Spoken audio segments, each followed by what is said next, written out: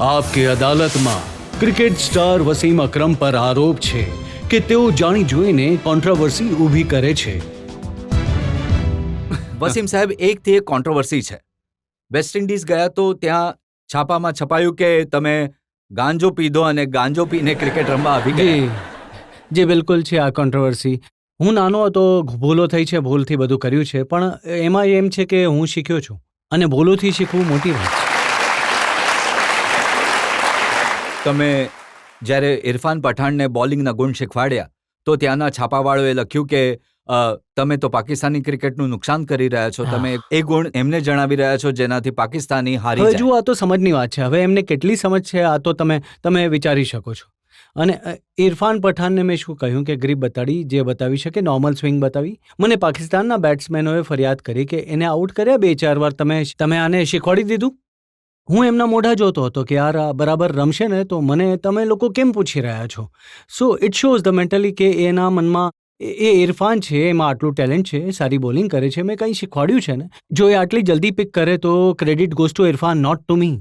અને 1 મહિનામાં એણે પિક કર્યું છે, મારા વિચારે ઇમ્પોસિબલ છે. તો but he did well and I am happy for him. જો કોઈ ફરિયાદ પાકિસ્તાન પ્રેસને ફરિયાદ હોય તો કરે, એનાથી મને ફરક નથી પડતો.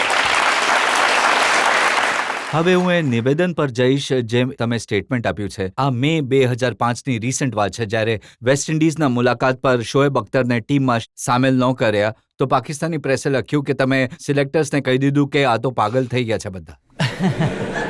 જી હા, બિલકુલ આવું કહ્યું મેં.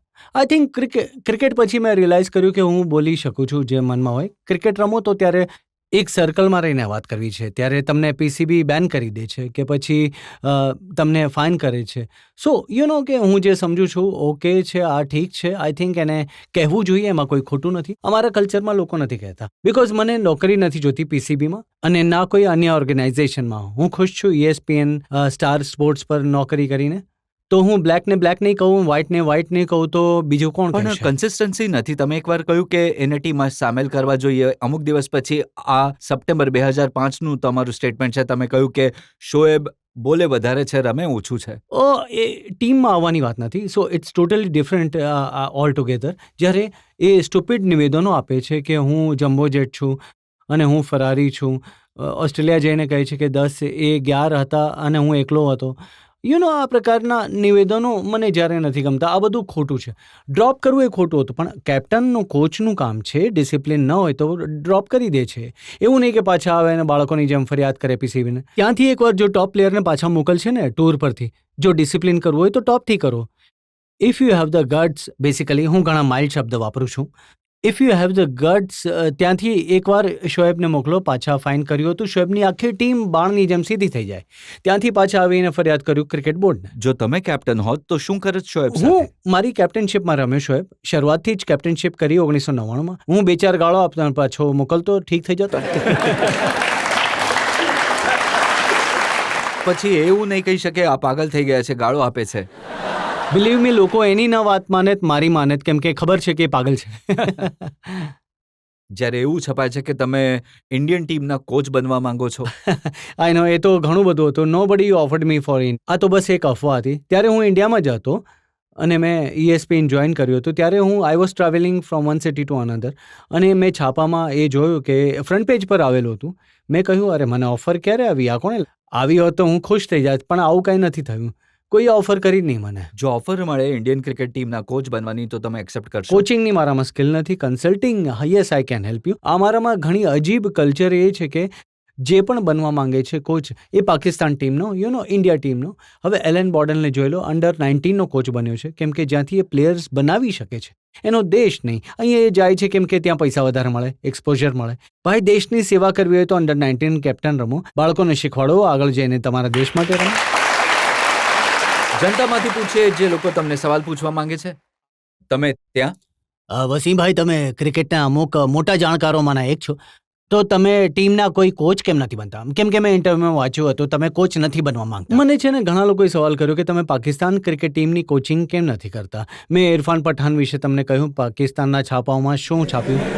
કોચિંગમાં તો એ અલગ જ સ્કિલ હોય છે ને. એના માટે તો પેશન જોઈએ છે વ્યક્તિમાં, ઓર્ગેનાઇઝડ હોવું જોઈએ, અને એ ગુણ છે નહીં મારામાં. અને પ્લસ ઇવેન્ચ્યુઅલી ક્યારેય ઓપોર્ચ્યુનિટી આવશે તો હું જરૂર વિચારીશ. કન્સલ્ટન્ટ બની શકું છું, અને આટલું તો હું કરી શકું છું ક્રિકેટ માટે અને ક્રિકેટના પ્રેમ માટે. કોઈ પણ જે હોય મારી ફરજ બને છે કે હું એને શીખવાડું. હું એ ઇરફાનને બતાવ્યું કે બાકીના બોલરોને બતાડું છું. હું જઈને પાકિસ્તાન ક્રિકેટ બોર્ડની સામે, ગેટની સામે નહીં બેસું કે મને નોકરી આપો. અત્યારે મને ત્યાંથી લેટર આવ્યો છે. ફની વાત છે કે પીસીબીએ મને લેટર લખ્યો છે અબાઉટ 3 weeks અગો. એમાં લખ્યું છે કે જોબ અવેલેબલ છે. એમાં હતું કે એક ડિરેક્ટર ઓફ નેશનલ એકેડમી, અને એના માટે ક્વોલિફિકેશન હતી શું લેવલ 1 લેવલ 2ની કોચિંગ કોર્સ કરીને આવશો તો નોકરી મળશે. એટલે કે 400 વન ડે, 150 ટેસ્ટ મેચ રમ્યા એ ફરક નથી પડતો. લેવલ 1 કે લેવલ 2 કોર્સ કરીને આવું ને તો ઇંગ્લેન્ડમાંથી, ગોરાઓમાંથી. પણ વસીમ, આ સવાલ તો ઊભો થાય છે કે જેણે 400 વન ડે રમ્યા હોય, જેણે આટલા બધા ટેસ્ટ રમ્યા હોય, જેણે ઘણા મેચ જીતાડ્યા હોય પાકિસ્તાન માટે, એને ટીમથી એ રીતે બહાર કરી દીધા જેમ કે દૂધમાંથી માખીને બહાર કાઢવામાં આવે. અગેન જો આ ન થયું હોત ને તો મને શોક લાગત. ફરીથી આ એક ભાગ છે, કલ્ચરનો હિસ્સો છે. સૌરવ ગાંગુલી સાથે જોયેલું શું થાય છે, એમને પણ આવું જ કરવાના પ્રયત્નો કરે છે. અમે નીચલાઓને વધારે પાડીએ છીએ, and this should be opposite now. હવે સૌરવ ગાંગુલી ફક્ત 33 વર્ષનો છે, ઠીક છે, એ ખરાબ રમે છે, ઠીક છે, આઉટ ઓફ ફોર્મ છે, પણ એનામાં હજી ક્રિકેટ તો છે ને. ઠીક છે, કેપ્ટન નથી, ઇટ્સ ઓકે, પણ એનામાં ક્રિકેટ તો છે ને. થોડુંક બેકિંગ કરી લો. એ બેક કરું છું હું, અને તમે પણ બેક કરો. કારણ કે એક પ્લેયર તરીકે હું જાણું છું એના પર શું વીતતી હશે. સો એઝ અ પ્લેયર જ્યારે આવું થાય છે તો હું સેટિસ્ફાઈડ નથી થતો. બિલકુલ સાચું કહું છો, આવું થાય છે આની સાથે.